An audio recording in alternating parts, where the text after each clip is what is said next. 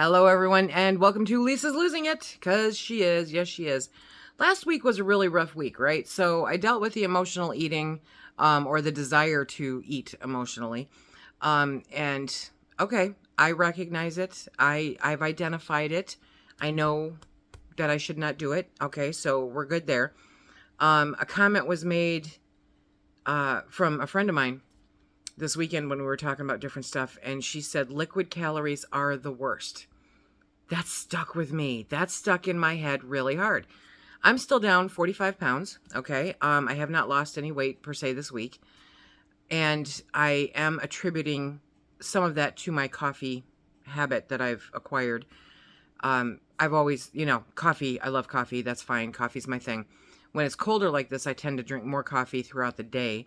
And since surgery, I've added protein powder into my coffee because it's a great way to get, the extra protein. Now, I went to the powder because it doesn't cool off my coffee. I want my coffee hot. So I put a cup of coffee into my Magic Bullet cup, right? And then I put in a scoop of protein powder and I go put it in the Magic Bullet, beat the heck out of it because chewy coffee is disgusting. And so it foams up. I am admitting that I am addicted to the foam. I have become addicted to the foam. It is so good. But then I will, slurp off some of the foam.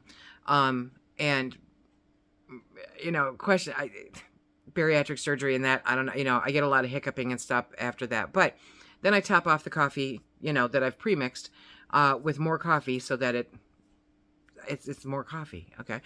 And I was doing 4 of those. So I was drinking 10 pots of coffee or 10 cups of coffee, in the morning, a whole pot to myself, and 4 of those scoops, which equals up to 300 calories and 30 grams of protein. I forget, there is a little bit of carb in there, but not too bad. Relatively low, definitely low.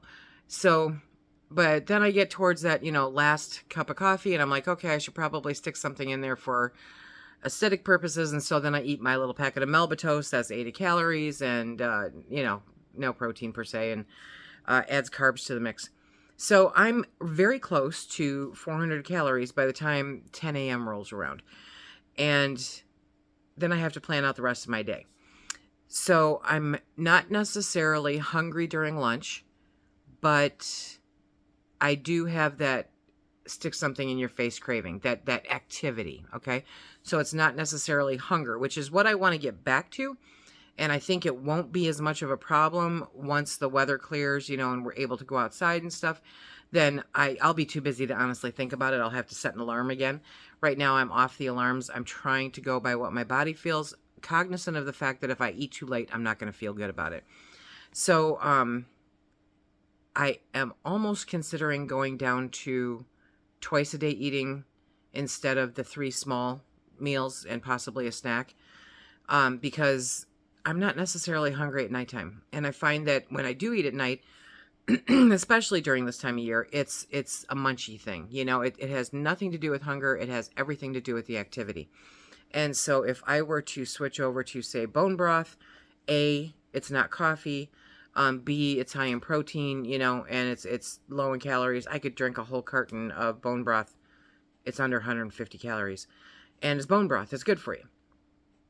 But I find that the actual meal itself is more activity and habit-based than craving-based. So I'm testing out some different stuff. I'm trying different things to make this happen, to stay under 1,100 calories. 1,100 calories a day is keeping me maintaining, not losing. Now, I know everyone stalls. Perfectly normal. Not even, it is what it is. I'm still extremely happy, and so are my doctors, with my progress thus far. But I think that the amount of calories that I'm taking in has something to do with it. And the lack of activity, because it's cold, because I'm not walking in snice, and I'm not getting a gym membership. It's 12 miles to the gym and 12 miles back. I'm not, no. I could, work out more at home. I get it. I do. But normally it's like, okay, when do I fit this in? When do I fit this in? Because I'm working all day long. I can't stop in the middle of the day, work out, get all sweaty, and then go back to working where most of the time I'm on camera, or I have people coming by to sign documents, or I have, different things. I could do it early in the morning, but then Phil hears it, and then I'll wake up Phil. And doing it at nighttime, again, interrupts him relaxing, which he's fine with. This is me. This is my head. He's fine with it. So I need to get out of my head, but I'm feeling okay. I'm seeing a difference, and I'm feeling a difference, even if the scale isn't showing it. So what I do need to do is take measurements. I've taken measurements once, and I think I was a month or two into the process before I took measurements. So I have to find those and take measurements again. I will be sure to do that before our next chat, to see exactly what's changed. But I can feel it. I can feel when I go to sleep at night. I have hip bones again. Where have those been hiding, right? I have hip bones again. I have some significant loose skin around the abdomen. The inside of my thighs is very loose, whereas before it was filled, So I know that it's moving around. I know that it's changing. So far, hair loss, I'm not noticing. I go to the beauty salon. What do they call it now? Anyway, I go there once a month, and she checks out my hair for me. Literally, I'm living in these. I am comfortable in these. It's wintertime. Probably will not be around come summertime. Don't know, because this tan line, I'm thinking, is not flattering. But I'm doing it, So I'm more active. I feel better. I'm moving better. I feel like doing more. I find that I'm actually a little bit frustrated because I'm not doing as much as I would like to be doing. And again, a lot of that is seasonal, So we'll figure that part out. It's kind of like I need to get through the next couple of months. Yeah, the next couple of months. So what I'm going to do next week, when I come and chit-chat with you guys, is number one, I'm going to compare the inches, the measurements. But I also want to talk about some things like I know some folks that are considering bariatric surgery now, that are going through some of the bariatric surgery now. And so kind of put together a list of things that I think are important when you're at the beginning of this process. And I want to record them before I forget about them, because the farther along we go in this, the farther away I am from the beginning, which means I'm not as cognizant of those issues anymore. And I want to make sure to share those before I forget about them. Do you know what I mean? I can tell you that if you are thinking about this surgery, you will hear this all over the place. Don't pre-buy a whole bunch of protein shakes. And I'm kind of like, that's not the way my brain works. For those of you that know me, I stock up on stuff. And I have gotten rid of, I've gotten rid of different protein shakes. I have a friend who has elderly people that love them. And so the ones that I just couldn't deal with anymore, I passed to her. She passed them on. I do have more than I need. And so I killed all my orders of those coming in. I have the protein powder that I've stocked up on because of coffee. But in the summertime, while I have coffee, I do not have as much coffee. So I am, I will trudge through the next couple months with that. There are a couple times with this whole protein coffee thing, that I've noticed that I am drinking less water on some days. So that's a no, big no. I am making a concerted effort to drink no less than 60 ounces of water a day. I actually need to get that up a little bit. And that includes when I do, bone broth. That includes when I do the protein 2.0 water, and then just water. And normally it's water with a flavor packet in it. I really like the Skittles ones. If anybody's looking, I'll throw a link down below. But I really like those. The lemonade I'm still having problems with. I love Weiler's pink lemonade, the powder, the packets. But my stomach is still a little sensitive to them. It's still a little too acidic. And I have to watch the fat content significantly. I have been having cravings, which I do every now and then, for cabbage fried up with bacon, right? So I will pre-fry up 2 pieces of bacon. It's actually a great dinner for me. Pre-fry 2 pieces of bacon, pull them out, let them sit on a paper towel and drain. I'll use the grease in the pan to cook up a cup of shredded cabbage.